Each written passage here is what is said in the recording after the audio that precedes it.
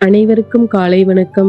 இந்த நாள் இனிய நாளாகட்டும். பேரம் பேசி வாங்கி வந்த 1 கிலோ தக்காளியில் 1, 2 அழுகி போக வேண்டாம் என்று அது பழக்கடையில் வீசி எறிய 10 நாட்களுக்கு பிறகு எதர்ச்சியாக அந்த பக்கம் போன போது பச்சை பசையல் என முளைத்த குருத்து கண்களில் பட இது என்ன பெரிதாக தளர்த்து விட போகிறது என்று நான் நகர்ந்து விட்டேன். அழுகிய தக்காளியில் இருந்து விழுந்த விதைகளும் மண்ணில் இருந்த ஈரத்தன்மை இவை இரண்டும் சங்கமிக்க இந்த நிகழ்விற்கு வானம் அவ்வப்போது மழையாய் நீரிறைக்க விழுந்த நீரின் வேகம் தாழாமல் மேலெழுந்த மண்புழுக்கள் குறுக்கும் நெடுக்குமாக நகர்ந்து அதற்கு பிராணன் கொடுக்க கதிரவன் ஒளி சேர்க்க 2 மாதம் கழித்து அந்த செடியில் பூத்து காய்த்து தக்காளி என் கண்களை உறுத்த அவை கனிவதற்குள் பறித்து வந்து கூடையில் அடுக்கிவிட்டேன். விழ வேண்டும், விழுந்தாலும் வித்தாக இழ வேண்டும் என்பதை இயற்கை அனுதினமும் நமக்கு ஒன்றொன்றாக உணர்த்தி கொண்டுதான் இருக்கிறது. முயன்றால் முடியும். வேண்டாம் என்று நான் வீசிய அழுகிய தக்காளி என்னை பார்த்து சொன்னது, வீழ்வேன் என நினைத்தாயோ? இதைத்தான் பரிசுத்த வேதாகமத்தில் ஏசாயா 60:22 சின்னவன் 1000 சிறியவன் பலத்த ஜாதியும் ஆவான்,